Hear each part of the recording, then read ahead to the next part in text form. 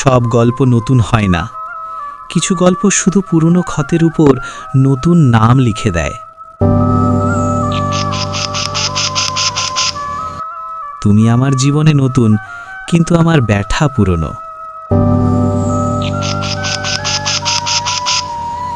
আমি একদিন কারোর জন্য হাসি ছেড়েছিলাম, ঘুম ছেড়েছিলাম, নিজেকেও ছেড়েছিলাম। আজ আমি ভালোবাসতে শিখেছি, চুপচাপ, দরজার সামনে বসে থাকা ভালোবাসা।